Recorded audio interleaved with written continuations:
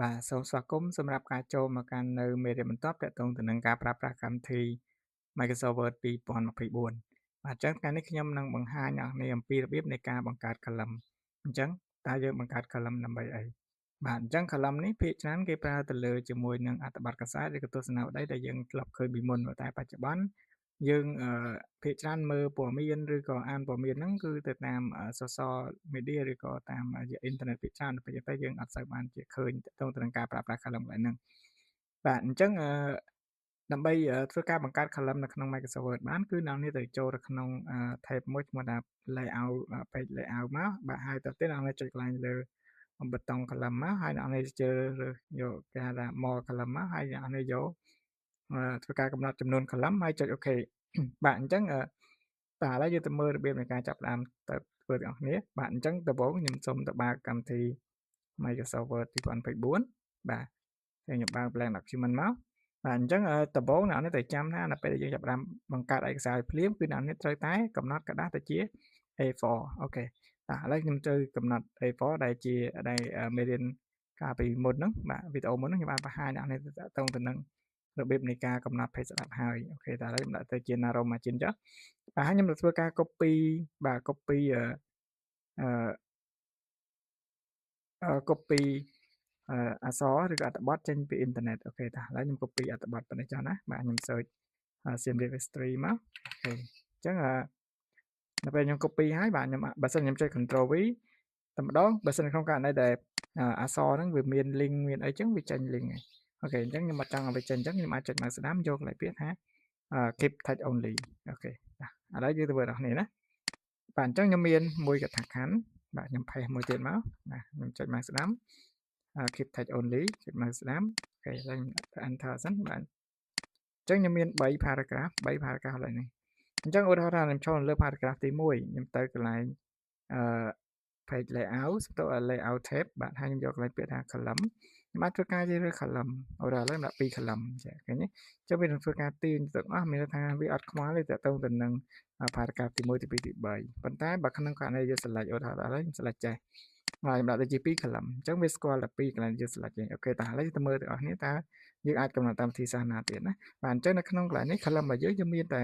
1មាន2មាន3ឆ្វេងតូចស្ដាំតូចទេសួរថាយើងអាចធ្វើការបង្កើត column លើសពី3បានទេអូខេបានណាអ្នកនេះចូលទៅក្នុងកន្លែងពាក្យថា more column អូខេនៅក្នុងកន្លែង more column អ្នកនេះអាចមើលអានេះគឺជា preset មានថាពេលយើងរើសទៅវានឹងបង្ហាញជាដំណងបែបនេះកន្លែងនេះបាទអញ្ចឹងនៅក្នុងអឺកន្លែងនេះយើងអាចធ្វើការជ្រើសរើសនៅ preset របស់គេដែលមានស្រាប់មួយទៀតតកតងទៅនឹង number column បាទអញ្ចឹងកន្លែងនេះគឺជាកន្លែងដែលយើងធ្វើការបញ្ចូលចំនួន column អ្នកនេះអាចបញ្ចូល3 4 5ក៏បានប៉ុន្តែសម្រាប់ខ្ញុំគិតថាយកតែ3បានហើយអ្នកនេះណាបាទទៅតាមប្រភេទกระดาษអ្នកនេះណាអញ្ចឹងกระดาษកន្លែងនេះអស់ធំបំផុត14បាទដោយសារខ្ញុំដាក់ margin នឹងតូចប៉ុន្តែបើសិនជា margin នឹងធំវាកំណត់ column ទៅតាមនឹងដែរអូខេតា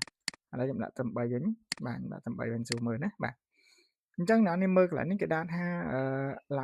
right to left ហើយនិង line between right to left មានន័យថាឧទាហរណ៍ថាឥឡូវខ្ញុំយកលក្ខខណ្ឌ train តូចប៉ុន្តែដល់ពេលខ្ញុំយក right to left left to right នេះមានន័យថាវានឹងធ្វើការ switch បាទម្ដង train តូចម្ដងស្ដាំតូចអញ្ចឹងទៅអូខេតាឥឡូវទៅ3 column វិញបាទអញ្ចឹងមួយទៀតទៅ line between line between មានថាដល់ពេលយើងបង្កើត column ហើយយើងគូបន្ទាត់អ្នកនេះណាយើងគូបន្ទាត់នៅកណ្ដាលនៃចន្លោះ column នីមួយៗ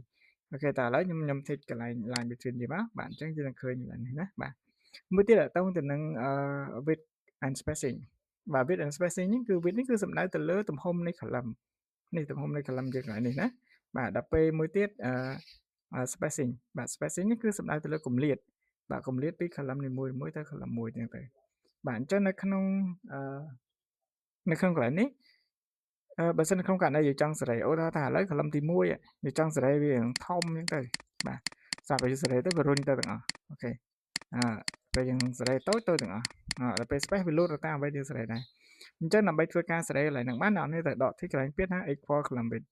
equal column width នេះមានថាដល់ពេលដែលអ្នកគ្នាធ្វើការtick equal column width មានថាអ្នកគ្នានឹងធ្វើឲ្យ column របស់យើងនេះស្មើគ្នាទាំងអស់ស្មើគ្នាទាំង spacing ទាំង column អញ្ចឹងដល់ពេលអ្នកនេះសេរីមួយគឺរត់ទាំងអស់ឃើញសេរីមួយរត់ទាំងអស់អូខេតាឥឡូវឧទាហរណ៍ថានៅក្នុង column ទី1ដាក់តែ3សង់ទីម៉ែត្រទេដល់ពេល spacing ដល់តែ4.5សង់ទីម៉ែត្រណាបាទយើងធំមែន អូខេអញ្ចឹងខ្ញុំដកកន្លែង equal column bit ចេញបាទខ្ញុំអាចសេរីបាននៅក្នុង column ទី2នៅក្នុង spacing នៃ column ទី1បន្ទាប់ពី column ទី1ទៅ column ទី2 spacing ដល់14អញ្ចឹងខ្ញុំអាចដាក់ដល់តែមួយបាទអូខេខ្ញុំដាក់មួយវិញណាបាទខ្ញុំសេរីមួយមកបាទមួយទៀតwidth បាទ width នៅក្នុង column ទី2ខ្ញុំចង់ដាក់ឲ្យធំអូខេដាក់ដល់ទៅ6ចុះណាបាទ6 cm ហើយ spacing ខ្ញុំដាក់តែមួយដូចគ្នាណាបាទខ្ញុំដាក់មួយដូចគ្នាអូខេបាទលេខ1មកហើយសល់ប៉ុន្មានខ្ញុំឲ្យវាទៅcolumn ទី3